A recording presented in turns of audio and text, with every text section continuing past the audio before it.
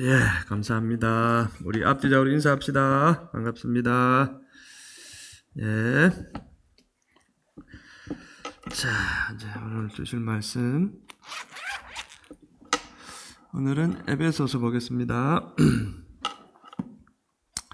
3장 14절로 19절까지 여러분이 가지신 성경 313쪽. 313쪽. 에베소서 3장 14절로 19절까지 말씀. 다 찾으셨으면 천천히 같이 읽겠습니다. 시작. 이러므로 내가 하늘과 땅에 있는 각 족속에게 이름을 주신 아버지 앞에 무릎을 꿇고 비노니 그의 영광의 풍성함을 따라 그의 성령으로 말미암아 너희 속사람을 능력으로 강건하게 하시오며 믿음으로 말미암아 그리스도께서 너희 마음에 계시게 하시옵고 너희가 사랑 가운데서 뿌리가 박히고 터가 굳어져서 능히 모든 성도와 함께 지식에 넘치는 그리스도의 사랑을 알고 그 너비와 길이와 높이와 깊이가 어떠함을 깨달아 하나님의 모든 충만하신 것으로 너에게 충만하게 하시기를 구하노라. 아멘. 본문을 가지고 우울한 마음이 들 때라는 제목으로 말씀을 전하겠습니다. 우울한 마음이 들 때. 하나님은 서로 사랑받고 또 사랑하며 사는 존재로 우리 인간을 창조했습니다. 그러니까 상호작용이죠. 주고받고 사랑을 주고 또 사랑도 받고 베풀고 받고.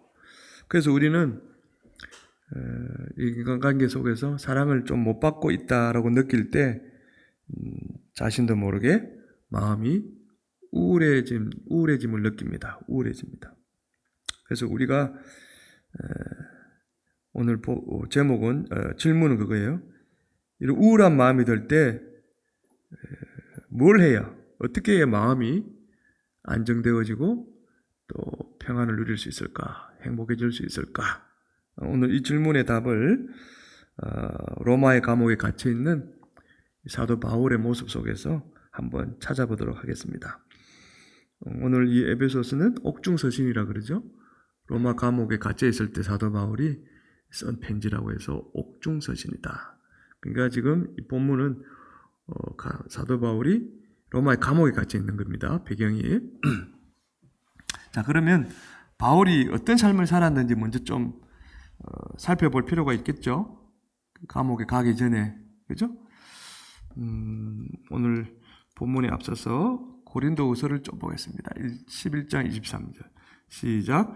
내가 수고를 넘치도록 하고 옥에 갇히기도 더 많이 하고 매도 수없이 맞고 여러 번 죽을 뻔하였으니. 여기 이제 나 1인칭인데요. 이거 누굴까요? 누구죠? 바로 바울입니다. 바울이 고린도 교회에 보낸 두 번째 편지이죠. 고린도후서. 바울은 예수님을 믿은 후부터는 그의 인생이 완전히 바뀌었습니다. 그래서 예수님이 구원자이시고 즉 그리스도이시고 또 하나님의 아들이시다. 이 사실을 이제 그가 만나는 모든 사람들에게 열심히 전하고 다녔습니다. 우리가 아는 것처럼 1차, 2차, 3차 전도 여행을 통해서 많은 사람들에게 복음을 전하고 또 그 복음을 들은 사람들이 모여서 교회를 세우고 교회 역사가 바로 사도행전에 나와 있지 않습니까? 하지만 사람들이 모두 다 바울이 하는 말을 믿지 않았습니다. 일부는 믿었겠지만 나머지 더 많은 사람들은 사도 바울이 하는 말을 안 믿었어요. 뿐만 아니라 바울을 미워했습니다. 그런 말을 전하는 바울을. 듣지도 않을 뿐만 아니라 믿지도 않을 뿐만 아니라 오히려 미워했습니다. 제일 바울을 미워한 사람은 다름 아닌 그들의 동족 유대인들이었죠. 바울이 율법을 어긴다. 율법으로 어렵게 되어지는데 예수 믿어야 구원을 받고 어렵다 그러니까 이 율법하고 배치되는 내용을 이제 전하니까 헛소리를 한다고 그렇게 핍박하고 굉장히 미워했죠. 그래서 그들은 마지막 선교 여행을 마치고 돌아온 이 바울에게 누명을 뒤집어 씌워서 그를 죽이려고 합니다. 누명이란 거는 이제 그 성전을 모독했다. 이방인을 데리고 성전에 들어갔다는 거죠. 실제로 그러지 않았는데, 그리고 방금 말씀드렸듯이 율법을 이렇게 반대하는 것처럼 보이니까 또 신성 모독죄로 이렇게 누명을 씌워서 이제 고소를 하게 되어집니다. 그래서 바울은 그 과정 속에서 매를 수도 없이 맞았고, 또 심지어 가이사라에 있는 감옥에 2년이나 거기서 갇혀 있어야 했습니다. 그리고 그 뒤를 보면 바울은 죄인된 신분으로 이제 로마행 배를 탔다가 이제 태풍을 만나죠. 지난번 설교했지 않습니까? 14일 동안 아주 그냥 죽을 뻔한 경험을 하게 되어졌고, 또 태풍에서 살아난 뒤에도 그 멜리데라는 섬에 도착했을 때 이렇게 불을 쬐다가 독사에 물려가지고 또 죽을 뻔도 했죠.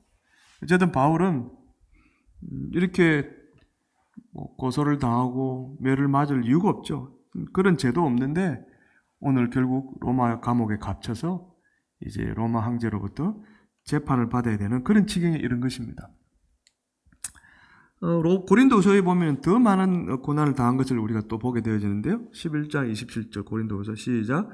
또 수고하며 애쓰고 여러 번 자지 못하고 줄이며 목마르고 여러 번 굶고 춥고 헐벗으노라. 참 바울은 예수 믿은 후부터, 예수 믿기 전에는 이런 삶이 없었죠.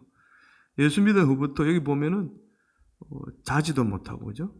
또 밥도 굶고 또 추위에 떨기도 하면서 아주 힘들게 살았던 것을 알 수가 있죠.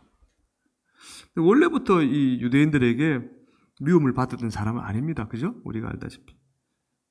근데 예수 믿는다는 한 가지 이유 때문에 이 유대인들, 동족들의 미움을 받아서 이제 이렇게 살펴보았던 것처럼 죽을 고생을 하며 살게 된 거였습니다.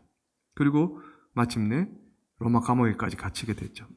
자, 만약 저와 여러분이 바울이었다면 어떤 감정, 어떤 생각, 어떤 마음이 들었을까요? 적어도 이런 마음이 들지 않았을까요? 나는 지금 최선을 다해서 하나님의 일, 옳은 일, 선한 일, 복음 전하는 일을 하고 있는데 왜 사람들이 나를 이렇게 미워하고 핍박하고 나를 이렇게 죽이려 할까? 왜 이렇게 미움을 받아야 되지? 아마 화가 났을 것 같아요. 상은 못 줄 망정. 말로 표현할 수 없는 화가 치밀어 올랐을 것 같아요. 그리고 지금 감옥에 갇혀 있으니까 자기 자신의 처지를 보면서 굉장히 내가 인생을 잘못 살았나 이렇게 자책하고, 또 감옥이란 곳이 어떤 곳입니까? 너무나 외로운 곳 아닙니까? 사람들이 찾아오지 않는. 그러니까 이런저런 마음들로 인해서 모르긴 해도 우울한 마음이 들다 못해 우울증이 걸렸을 것 같아요. 이 사람이 그렇잖아요. 자기가 하는 일대로 안 되면, 이 화를 다스리지 못하면 그것이 계속 자기 안에 내재되어 있으면 자기도 모르게 의기소침해지고, 그것을 억누르면서 생기는 그런 정세가 바로 우울증 아닙니까? 그냥 모든 게 싫어지고 귀찮아지고 의욕이 없어지는 그런. 아마도 우리 같으면 그냥 감옥이란 게 어떤 곳입니까? 그냥 그냥 엎어져 있는 곳 아닙니까? 아무것도 하기 싫고 그냥 감옥에 그냥 박혀서 아마 무기력하게 이 하루하루를 겨우 그냥 죽지 못해 살았을 것 같아요. 여러분은 안 그럴까요? 아니면 그나마 또 이런 생각도 했을 것 같아요. 감옥에 누군가 나를 찾아와서 위로해 줬으면 좋겠다. 왜 아무도 나를 찾아오지 않지? 내가 그렇게 잘해줬는데 왜 나를 아무도 안 찾아오는 거야? 지금까지 내가 사람들을 위해서 그렇게 수고했으니까 이제는 그 사람들이 나를 위해 좀 뭔가 해주겠지라고 아마 기대하고 사람들에게 뭔가 연락을 취할 수 있는 그런 행편이라면 연락을 했을 것 같아요. 좀 날 좀 와서 좀 내 행편을 보고 좀 어떻게 좀 도와줘. 근데 그건 우리 생각이고 바울은 그렇게 하지 않았습니다. 어떻게 했을까? 오늘 이제 본문의 내용입니다. 감옥에서 바울이 했던 일들을 이제 봅시다. 14절 15절 시작. 이름으로 내가 하늘과 땅에 있는 각 족속에게 이름을 주신 아버지 앞에 무릎을 꿇고 비노니. 여기 이제 주신 아버지가 누굴까요? 사도 바울의 아버지가 누군가? 여기서 말하는 아버지는 하나님이죠. 왜 그러냐면은 보세요. 하늘과 땅에 있는 각 족속에게 이름을 주신 아버지라 그랬잖아요. 하늘에 있는 족속, 땅에 있는 족속. 이 무슨 뜻입니까? 그렇죠? 하늘에 있는 족속은 예수 믿다가 죽은 후에 천국에 살고 있는 성도들이죠. 그리고 땅에 있는 족속은 아직도 살아서 지금 예수를 믿는 성도들에게 이런 뜻입니다. 성도들 그들에게 이름을 주셨다. 어떤 이름을 주셨습니까? 너희는 내 자녀다. 자녀라는 이름을 주셨죠. 그러니까 우리에게 자녀라고 불러주시니까 그분은 우리의 아버지가 되시는 것이죠. 그래서 사도 바울이 하늘과 땅에 있는 각 족속에 이름을 주신 아버지, 하나님 이런 뜻입니다. 지금 그러면서 바울이 뭘 했습니까? 하나님 앞에 무릎을 꿇고 비노니 기도했다는 것이 아닙니까? 하나님 앞에 무릎을 꿇고 기도했다는 것은 아주 간절히 온 힘을 다해 그냥 대충 입으로 이렇게 얼버무리는 기도가 아니라 그냥 뭐 피곤한데 그냥 이렇게 누워서 그냥 아이고 하든 말든 뭐 어쨌든 이런 식의 마음이 아니라 정말 하나님 앞에 이것이 꼭 이루어지기를 간절히 원하는 그런 마음으로 지금 기도를 하고 있다는 그런 뜻입니다. 그럼 뭘 기도했을까? 그 내용이 뭘까? 하나님 나를 불쌍히 여겨서 이 감옥에서 빨리 좀 꺼내주세요. 그렇게 기도했을까? 아니면 나에게 위로와 사랑을 베풀어줄 사람들을 성도들을 좀 보내주셔서 내가 좀 이렇게 좀 힘들지 않도록 좀 그렇게 해주시면 안 될까요? 그렇게 기도했을까요? 아닙니다. 모두 아닙니다. 그 뒤에 보면은 바울이 뭘 기도했는지 그 내용이 나오죠. 16절 17절 시작. 그의 영광의 풍성함을 따라 그의 성령으로 말미암아 너희 속 사람을 능력으로 강건하게 하시오며 믿음으로 말미암아 그리스도께서 너희 마음에 계시게 하시옵고. 바울이 하나님께 뭐라고 기도했습니까? 너희 속 사람을 능력으로 강건하게 하시오며 이렇게 되어 있습니다. 여기 너희는 누굽니까? 좁은 의미로는 이 편지의 수신자들이겠죠? 바울의 편지를 받는 에베소 성도들입니다. 지금 이 에베소서는 로마 감옥에서 에베소 교회 성도들에게 보낸 편지거든요. 1차적으로. 근데 그때는 편지를 받으면 요즘 뭐 이렇게 이메일로 포워드해가지고 쭉 보내는 게 아니고 그때는 이 편지를 이제 돌려가면서 이렇게 읽었다고 그래요. 옆에 사람들, 교회들에게. 넓은 의미로는 바울이 전도 여행 때 전한 그 예수님 복음을 듣고 믿고 하나님의 자녀가 된 모든 성도들이죠. 넓은 의미로는. 그리고 오늘날 저와 여러분에게 주시는 말씀입니다. 그러니까 바울은 자신이 믿음으로 낳은 사랑하는 성도들, 사랑하는 사람들의 그 영혼이 강건해지기를 기도한 것입니다. 감옥에서 자기를 위해서 뭔가를 위해 기도하고 자기 형편이 어려우니까 좀 하나님의 도우심을 손길을 위해서 기도할 법한데 이 바울은 그것이 아니라 감옥 바깥에 있는 성도들을 위해서 특히 그들의 영혼이 속 사람이 이제 영혼 아닙니까? 그것을 위해서 간절히 기도했다 이렇게 되는 것이죠. 만약 여러분 우리가 사랑하는 가족이나 교회 식구들을 위해 기도한다면 무엇을 위해 기도할까요? 여러분이 누군가를 위해 기도할 때, 우리 가족을 위해서 기도할 때 아마 대부분이 건강해지기를, 몸이 아프지 않게 해주세요 그렇게 기도하겠죠. 그리고 교회 식구들 보면서 지금 그 누군가 어려운데 좀 어려움 안 당하도록 하나님 지켜주세요. 그 일들을 하는데 일이 좀 잘 풀리게 도와주세요. 누구 그 문제를 좀 해결해 주세요. 이런 기도하지 않겠습니까? 우리가 사랑하는 사람들의 건강과 안정과 그들의 문제 해결을 위해서, 그러니까 당장의 지금 필요를 위해서 기도하는 거, 이건 너무나 당연한 것입니다.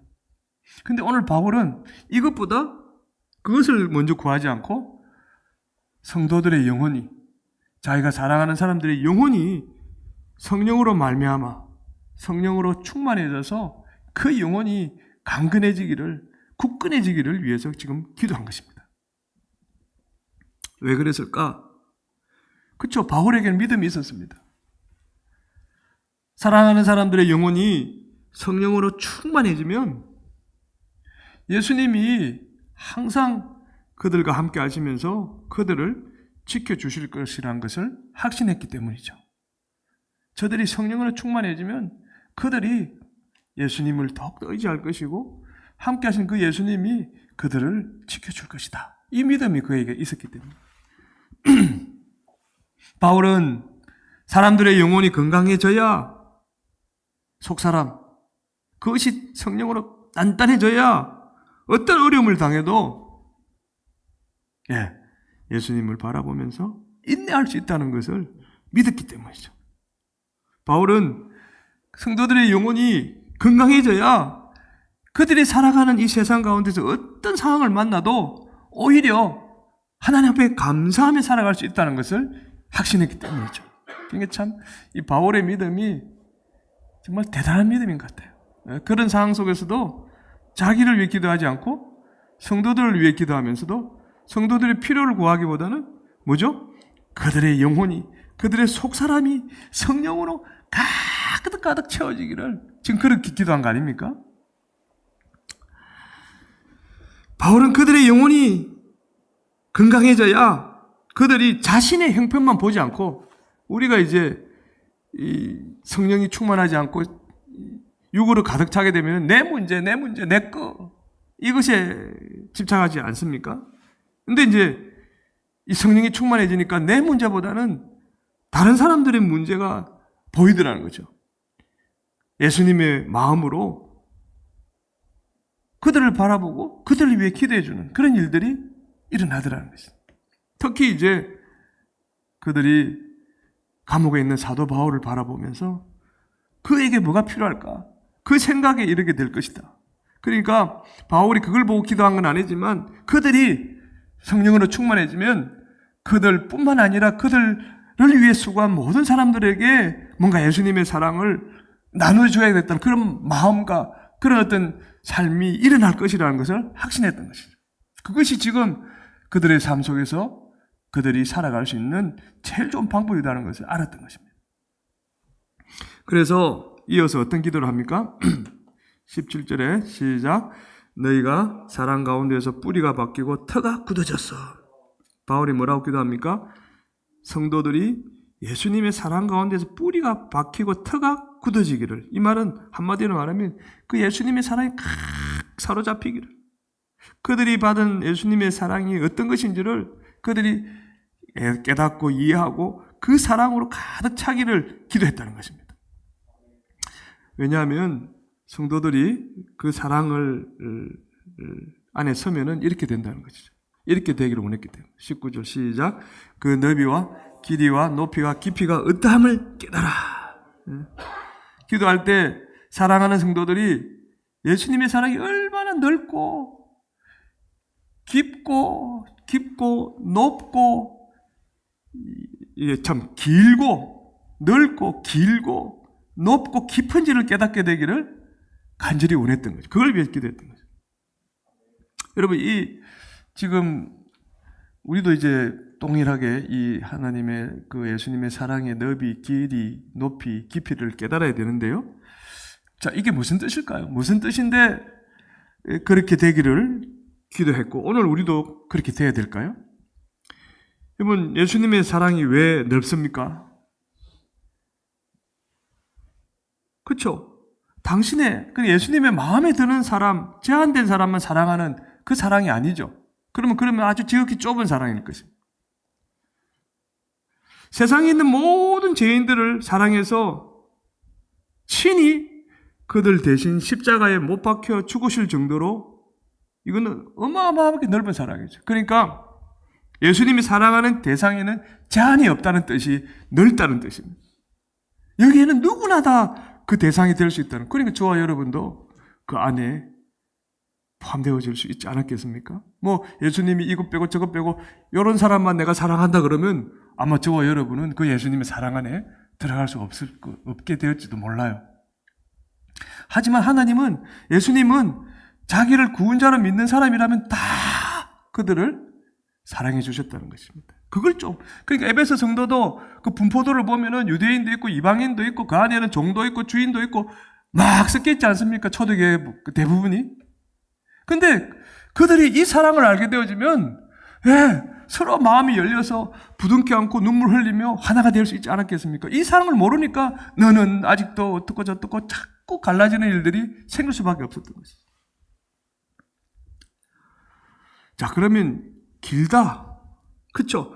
예수님의 사랑은 우리 인간들의 사랑이 아무리 오래 지속된다 할지라도 이거하고는 비교할 수 없는, 그러니까 여러분 우리가 뭐 다 이렇게 사랑이라는 걸 하게 되는데 그 사랑이라는 거는 지극히 이성적인 사랑 아닙니까? 그러니까 막 뜨거워졌다가도 어느 순간 식어버리는 게 우리 인간들의 사랑 아닙니까? 뭐 그렇게 남녀가 뜨겁게 사랑했어도 또 결혼까지 했어도 또 뭐 헤어질 수도 있는 거 아닙니까? 그게 우리 인간의 사랑이죠. 근데 이 예수님의 사랑은 우리 인간들처럼 잠깐 사랑했다가 변덕을 부리는 그런 짧은 사랑이 아니라는 것입니다.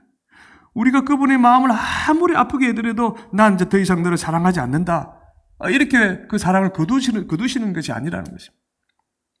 우리가 천국에 들어갈 때까지 끝까지 변함없이 함께 해주는 어마어마하게 긴 사랑, 그게 이제 길이에요. 이 길이가 우리가 천국에 갈 때까지 하나님은 우리의 모습과 자세에 상관없이 끝까지 우리를 사랑해 주신다는 주님. 이 사랑을 좀 알아야 되는데. 그리고 이 높이 얼마나 높으냐? 죄 때문에 하나님과 우리의 관계가 얼마나 멀어졌습니까? 근데 그 십자가의 피로 하나님과 우리를 이렇게 딱 하나 되게 해주셨잖아요. 그 관계를 확 줄여주셨잖아요. 그러니까 이 말은 아무리 하나님이 저 멀리 먼 하늘에 계신다라 할지라도 뭐 유대인들은 first, second, third 저기 heaven, 삼청천이라 그러죠. 그만큼 멀리 계시는 분을 생각했지 않습니까? 그런데 그 하나님을 딱 우리에게 붙여주셨다. 예수님이 죽으시면서 성소와 지성소 희장이 쫙 갈라지면서 우리가 마음껏 지성소에 들어갈 수 있도록. 그러니까 하나 얼마나 높이 계셔도 이제 거리를 확 줄여주신 그 사랑이 바로 예수님의 사랑이다. 이제는 그 예수님 이름으로 그 거룩하신 하나님과 마음껏 교제하며 그분 앞에 나아갈 수 있는 그 사랑, 이 어마어마하게 높은 사랑이다, 이렇게 표현합니다. 그러면은 깊이는 뭐냐? 우리가 어떤 죄를 지어도 다 용서해 주십니다. 우리가 에베소서 2장에 보면은 허물과 죄로 죽었다 그랬지 않습니까? 우리는 이미 어떻게 보면은 깊이를 알 수 없는 저 지옥 불구덩이에서 이렇게 막 이제 뭐 영벌을 받을 수밖에 없는 그런 존재였지 않습니까? 그런데 그곳에서 우리를 이렇게 건져내 주셨다는 것이죠. 그 지옥이 얼마나 깊은지 우리는 가늠할 수 없죠. 그럼에도 불구하고 거기서 건져내 주신 사랑, 이게 이제 깊이가 예수님의 깊이라는 표현을 표현한 거예요. 너비와 길이와 높이와 깊이, 이 모든 것을 아우를 수 있는 그 사랑이 바로 예수님의 사랑이다. 그래서 바울은 이렇게 이제 기도한 이유는 사랑하는 성도들이 자기 문제도 많아서 막 힘들고 어려운데 뭐 사도 바울을 생각할, 다른 사람 생각할 여유 있겠습니까? 근데 이렇게 기도하면은 그 성도들이 이 사랑을 깨닫게 되어지면 이 세상에 사는 동안 어떤 힘든 일을 당해도 그들이 이겨낼 수 있을 것이다. 자기만을 생각하지 않고 성도들 옆 사람을 보면서 서로를 위해서 그렇게 함께 살아가게 될 것이다. 이거를 이제 믿고 그렇게 기도했던 거 아니겠습니까? 당연히 이들이 그 기도의 응답으로 이 편지를 보면서 바울의 그 모습을 자기들이 알았으니까 바울 사도를 생각하니까 마음이 찢어졌겠죠. 우리가 그렇게 우리를 위해서 희생한 바울을 위해서 우리가 한 게 뭐가 있나? 그러니까 감옥에 갇힌 바울을 생각하면서 비록 자기들이 뭔가 인간적인 동정을, 실질적인 도움을 줄 수는 없을 수도 있겠지만 자기들도 이제 기도하는 거예요. 그래, 사도 바울이 우리를 위해서 이렇게 기도하는데 우리도 사도 바울을 위해서 기도하자. 그래서 그 기도를 통해서 그들의 마음에 있는 그 예수님의 사랑을 사도 바울에게 나눠주지 않았겠습니까? 그래서 바울도, 성도들도 윈윈이라는 그 말 아시죠? 다 승리하는 거예요. 감옥에 있는 바울도, 또 감옥 바깥에 있는 성도들도 같이 예수님의 충만한 그 은혜를 덧입고 그 예수님의 영광을 체험하게 되는 놀라운 일들이 일어나지 않았겠습니까? 그러니까 18절에 이렇게 이야기하죠. 시작. 능히 모든 성도와 함께 지식에 넘치는 그리스도의 사랑을 알고. 바울이 사랑하는 성도들이 예수님의 사랑 가운데 뿌리가 박혀 터가 굳어지기를 기도했는데 그들에게 어떤 일이 일어날 것인가를 또 기도했지 않습니까? 그렇게만 되면은 지식에 넘치는 그리스도의 사랑을 아는 일이 생긴다. 이게 무슨 뜻입니까? 지식에 넘치는, 이 말은 성도들이 하나님의 말씀이 일단 믿어지고 또 그 말씀을 알게 되어지고 아는 것으로 그치지 않고, 이제 이게 지식에 넘치는 이 말이 아는 것으로 그치지 않고 그들의 삶 속에서 그 말씀이 이루어지는 그런 놀라운 체험을 하게 된다는 그런 뜻이죠. 그러니까 그렇게 기도했고 그것이 그들에게 전달되어졌고 그들이 이렇게 그 말씀을 깨닫고 우리도 이 말씀대로 살아야 되겠다는 그런 강력한 의지가 그들에게 일어남으로 말미암아 그 사랑을, 그리스도의 사랑을 아는 것에 그치지 않고 주변 사람들에게 베푸는, 그러면 당연히 하나님을 사랑하고 이웃을 사랑하는 그 말씀에 이들이 순종하지 않았을까요? 지식에 넘치는 이라고 했으니까 그거 왜 몰랐겠습니까? 그런데 사도 바울의 이 편지와 기도를 통해서 그것을 깨닫고는 이제 자기들도 가만히 있지 않는, 그래서 자기들도 힘들지만 더 힘든 사람을 위해, 주변의 사람들을 위해서 사랑을 베푸는 그런 일들이 일어나기를 원했다고 일어나는 것입니다.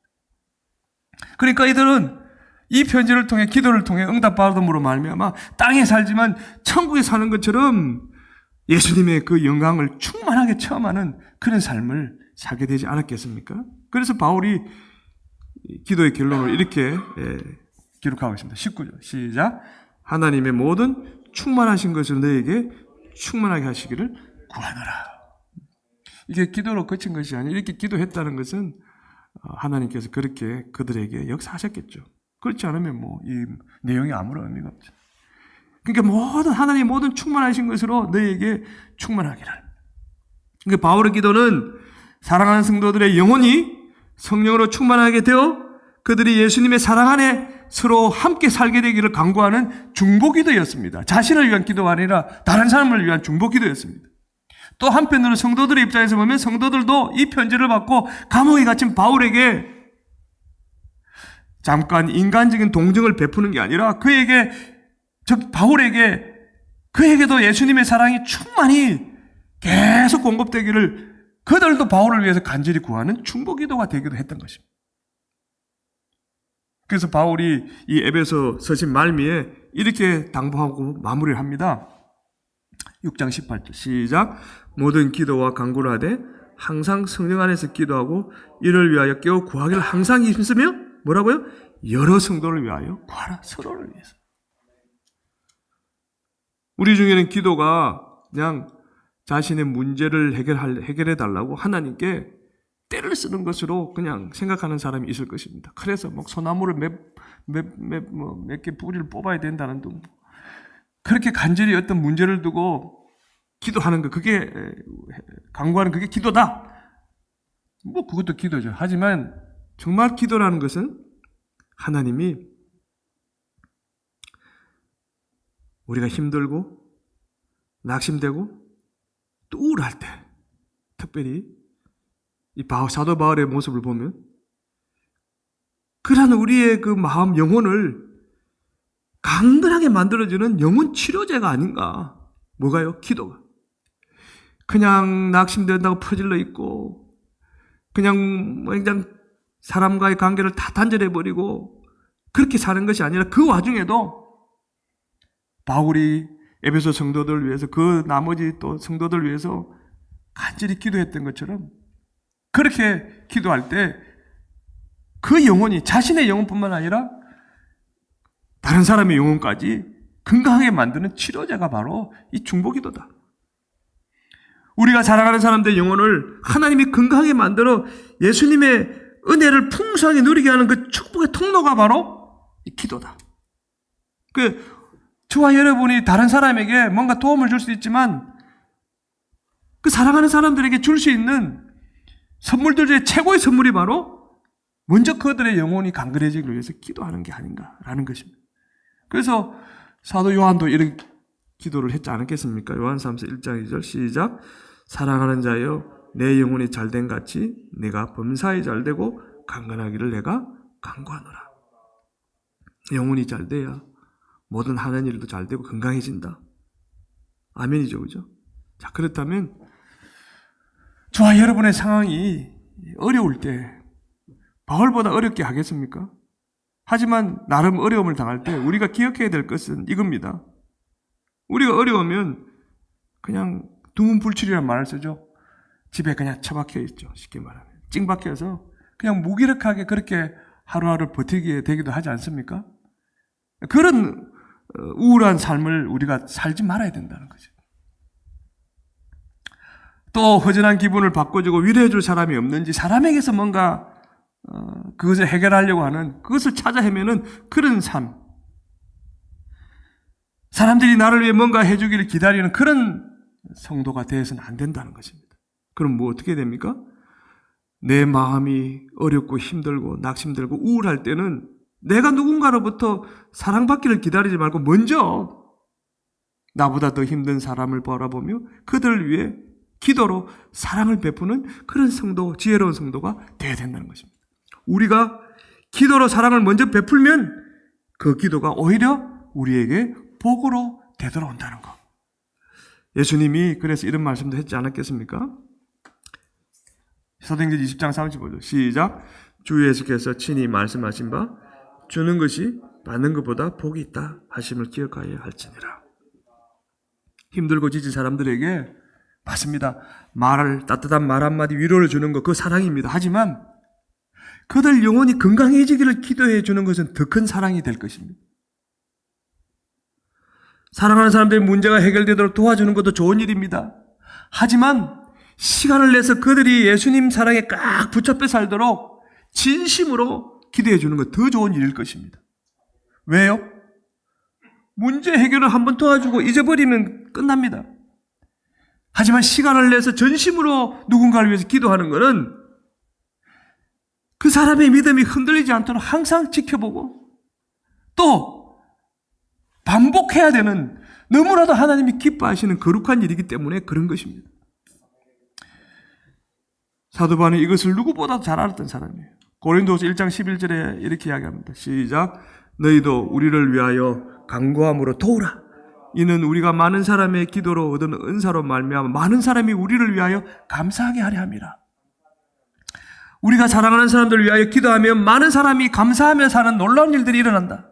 우리가 사랑하는 사람들을 위해 기도하면 하나님이 우리에게도 은혜와 사랑을 베풀어 주셔서 우리의 마음도 안정되고 우리도 행복을 누리게 된다는 거. 이거 순환이죠, 순환.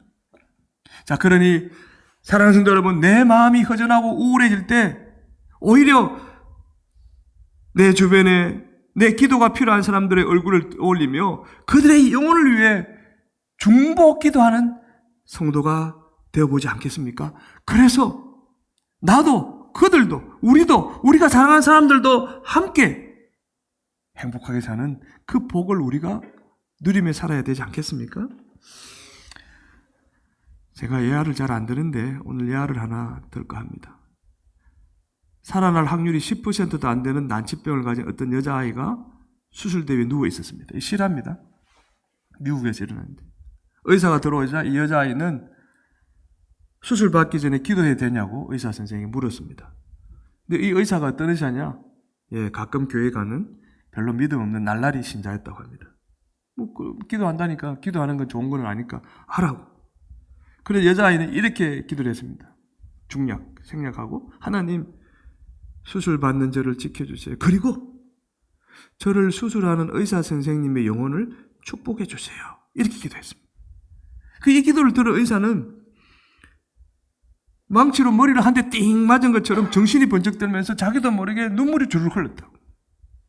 왜? 자기가 신앙생활 제대로 못했는데 이 기도를 들으니까 마음에 감동이 왔겠죠. 자기도 모르게 기도를 합니다. 하나님, 저의 죄를 용서해 주시고 이 어린아이의 병을 꼭 고쳐주세요. 그 기도가 자기도 모르게 툭 튀어나온 거죠. 자, 그 뒤에 수술이 진행되었습니다. 여자아이의 병이 나았을까요? 예, 수술이 완벽하게 잘 끝나고 그 이후에 깨끗하게 나았습니다. 이 의사는 기적을 경험한 것입니다. 그리고 그 이후에 이 사람이 완전히 바뀌었어요. 많은 사람들에게 이 예수님의 이 복음, 사랑을 실천하는 그런 의사가 됐다고 합니다. 자, 보세요. 여자의 이 작은 기도는 자신의 몸을 건강하게 만들었습니다. 뿐만 아니라 의사의 영혼도 건강하게 만들었습니다. 그리고 의사를 통해서 많은 사람들을 행복하게 만들었습니다. 그 출발이 이 여자아이의 기도로부터 시작된 것입니다. 영혼을 위한 중보기도는 나를 살리고 내가 사랑한 사람들도 살리고 또 생각지도 않은 많은 사람들을 행복하게 만드는 그 기적의 치료제가 되었던 것입니다. 지금 우리가 예수님의 사랑 안에 살고 있는 이유는 여러분이 믿든 안 믿든 그 누군가가 나를 위해서, 내 영혼을 위해서 기도하기 때문이 아닐까요? 그 누군가가 누굽니까? 내 사랑하는 가족이 될 수도 있고 또 나와 함께 신앙생활하는 믿음의 식구들이 될 수 있고 무엇보다도 그들이 하지 않는다 할지라도 또 한 분 누굽니까? 우리의 중보자 되신 예수 그리스도께서는 지금 하나님 보좌 우편에서 우리를 위하여 지금도 기도하고 계시지 않습니까? 그러니까 그 기도로 인해서 우리가 지금 이 자리에 있다라는 거. 우리가 결코 잊어서는 안 될 것입니다. 사랑하는 성도 여러분, 이런저런 일로 요즘 우울하십니까? 누군가의 위로를 기다리지 마시고 누군가의 그 영혼이 건강해지기를 먼저 한번 기도해 보세요. 우리가 기도하면 우리도 사랑하는 그들도 함께 예수님의 그 은혜를 풍성하게 맛보며 우리 모두가 그 안에서 행복하게 살게 될 줄로 믿습니다. 아멘.